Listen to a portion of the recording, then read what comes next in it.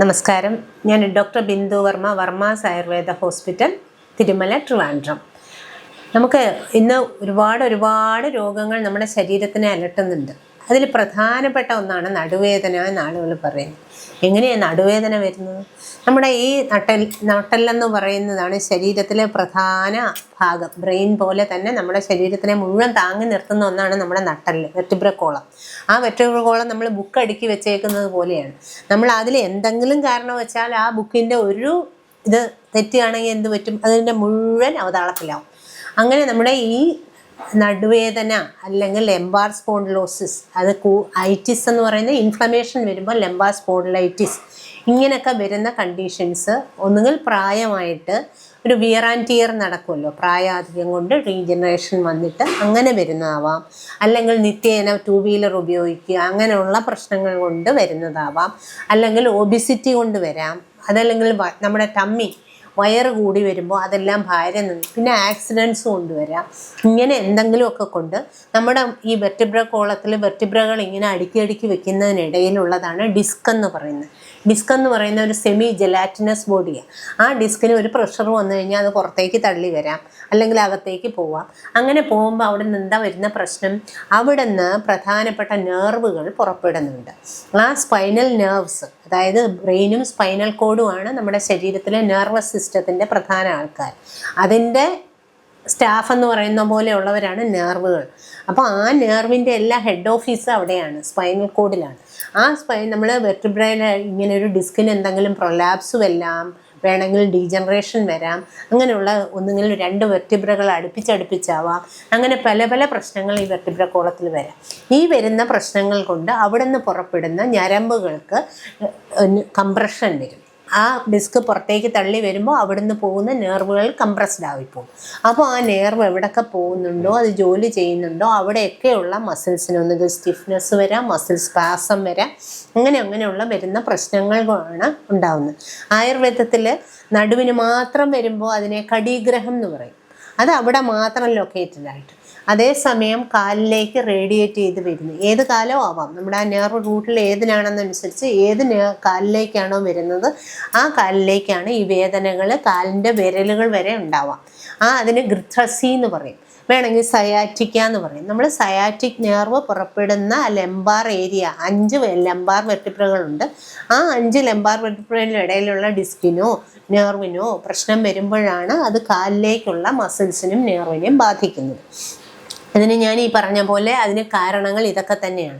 പ്രായം കൊണ്ടുവരാം, അല്ലെങ്കിൽ ആക്സിഡൻസ് കൊണ്ടുവരാം, നിത്യേന ഒരു ബാക്ക് സപ്പോർട്ട് ഇല്ലാതെ ഇരിക്കുന്നു.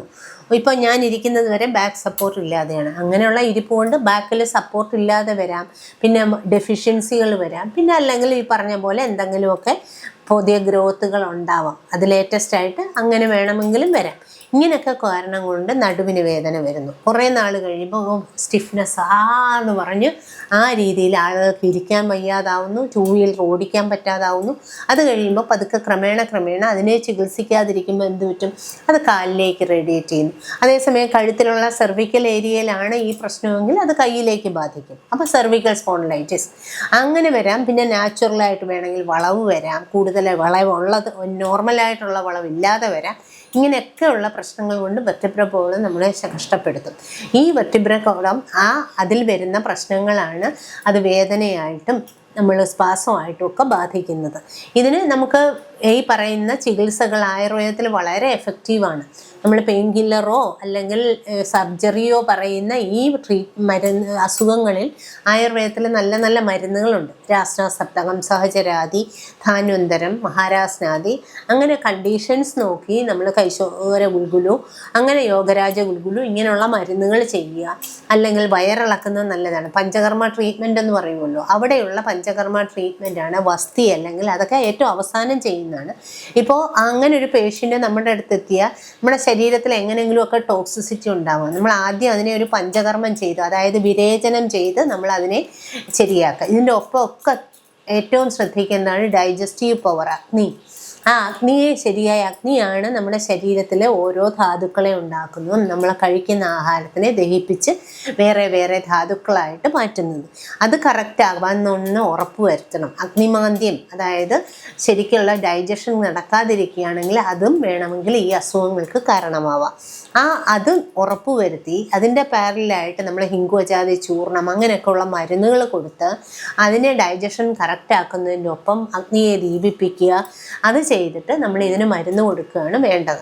അതിൻ്റെ ഒപ്പം നമ്മൾ ഇപ്പോൾ ഇൻഫ്ലമേഷനൊക്കെ ഉണ്ട്, നീർക്കോളുണ്ട്, നീരുണ്ട്, കഫാധിക്യമൊക്കെ ഉണ്ടെങ്കിൽ നമ്മൾ ധാന്യാമ്ലധാരയോ രൂക്ഷസ്വേത, അതായത് പൊടിക്കിഴിയെ പോലുള്ള ട്രീറ്റ്മെൻറ്റുകൾ ചെയ്യാൻ പറ്റും. എന്നിട്ട് നമ്മൾ ഇതെല്ലാം മാറി കേവലവാതികം ആകുമ്പോൾ നമ്മൾ ഇലക്കിഴി, പത്രപോടല സ്വേദം എന്ന് പറയും, അതൊക്കെ ചെയ്യാം. ക്ഷീരധാരകൾ നല്ലതാണ്. പിന്നെ ഏറ്റവും ലോക്കലായിട്ട് കടീവസ്തി എന്ന് പറയും. നമ്മൾ ഉഴുന്നുമാവ് വെച്ച് തടം പോലെ കെട്ടി ഏത് നെർവ് റൂട്ടിനാണോ പ്രശ്നമുള്ളത് ആ ലെംബാർ ഏരിയയിൽ നമ്മൾ എണ്ണ, മുറിവെണ്ണ അല്ലെങ്കിൽ ധാന്വന്തരം തൈലം തളം കെട്ടി നിർത്തുമ്പോൾ ആ നെർവ് റൂട്ടിന് നല്ല സ്റ്റിമുലേഷൻ കിട്ടുകയും അതിന് പറ്റുന്ന പ്രശ്നങ്ങൾ മാറിക്കിടുകയും ചെയ്യുന്നു. നമുക്ക് 100% നമ്മൾ ഇതിനെല്ലാം ഈ ട്രീറ്റ്മെൻറ്റുകൾ കഴിയുമ്പോൾ ഡിസ്കിനെ എല്ലാം കറക്റ്റ് ആക്കാമെന്ന് നമ്മൾ പറയുന്നില്ല. അതിൻ്റെ ഒപ്പം നമ്മളിങ്ങനെ പറയുന്ന റേഡിയേറ്റ് ചെയ്യുന്ന വേദനയ്ക്ക്, പിഴിച്ചിൽ ഒക്കെ നല്ലത് തന്നെയാണ്. അവസാനം നമ്മൾ സ്ട്രെങ്തനിങ് ആയിട്ട് ഞമരക്കിഴി ചെയ്ത് നിർത്തുകയാണ് ചെയ്യുക. അതിൻ്റെ ഒപ്പം നമ്മൾ വസ്തി ചെയ്ത് കഷായ വസ്തി ചെയ്ത് നമ്മുടെ ആ ശരീരത്തിനെ കറക്റ്റാക്കി ആ പഞ്ചകർമ്മ ട്രീറ്റ്മെൻറ്റ് ചെയ്തിട്ടാണ് നമ്മൾ പിന്നെ എണ്ണകളൊക്കെ തേക്കാനായിട്ട് പേഷ്യൻറ്റിനോട് പറയും. ദിവസവും പോയി എണ്ണകളൊക്കെ തേച്ചോളൂ. അതിനുശേഷം വിരേചനം നടത്തിയും അല്ലെങ്കിൽ വസ്തി നടത്തിയ ശേഷമാണ് നമ്മൾ ഇങ്ങനെയുള്ള ശമന ചികിത്സകളും കൂടി ഇതിൽ ചെയ്യുന്നത്. ഇങ്ങനെയൊക്കെ ചെയ്യുന്നത് നമ്മൾ ഏറ്റവും ശ്രദ്ധിക്കേണ്ടത് എപ്പോഴും ബാക്ക് സപ്പോർട്ടോടെ ഇരിക്കുക. നമ്മൾ IT പ്രൊഫഷൻ ഉണ്ടാവാം, ഓഫീസുകളിൽ ഒരേ പൊസിഷനിൽ ഇരിക്കുമ്പോൾ എപ്പോഴും ബാക്ക് സപ്പോർട്ടോടെ ഇരിക്കുക. 2 വീലർ അതുപോലെ വയ്യായുള്ളവർ 2 വീലറുകൾ അധികം ഉപയോഗിക്കാതിരിക്കുക. നമുക്ക് ഉപയോഗിക്കാതിരിക്കാൻ നിത്യജീവിതത്തിൽ പറ്റില്ല, എന്നാലും കുനിഞ്ഞ് കൂടുതൽ, അതേപോലെ എക്സസൈസുകൾ നമ്മളിത് കഴിയുമ്പോൾ എക്സസൈസുകൾ പറഞ്ഞു കൊടുക്കും. പിന്നെ അതിൻ്റെ ഒപ്പം നമ്മൾ അതിന് ശരിയാവാനായിട്ടുള്ള ഒരുപാട് ഒറ്റയടിക്ക് കുനിയാതിരിക്കുക, അങ്ങനെയുള്ള കാര്യങ്ങൾ കൂടി ശ്രദ്ധിച്ചു കഴിഞ്ഞാൽ ഇതിനെ നമുക്ക് കൂടുതൽ പ്രശ്നങ്ങളിലേക്ക് നമ്മൾ ഒരു ചെറിയ ചെടിയാവുമ്പോൾ മുറിക്കാൻ എളുപ്പമാണ്. അതേസമയം അതൊരു മരമായി കഴിഞ്ഞ് കഴിഞ്ഞാൽ ആ കോടാലി വെച്ച് വെട്ടേണ്ട ഒരവസ്ഥ വരുന്നത് കൊണ്ട് നമുക്ക് അങ്ങനെ ചെയ്യുന്നതായിരിക്കും ഇതിൻ്റെ ചികിത്സയ്ക്ക് ഏറ്റവും ഉത്തമമായിട്ട് ഉള്ളത്. അപ്പോൾ അതിൽ നിന്ന് നമ്മൾ വേറെ കോംപ്ലിക്കേഷൻസ് കൂടുതൽ പ്രശ്നങ്ങളിലേക്കും ആവാതിരിക്കാനും ഇങ്ങനെയുള്ള ചികിത്സകൾ സഹായിക്കും.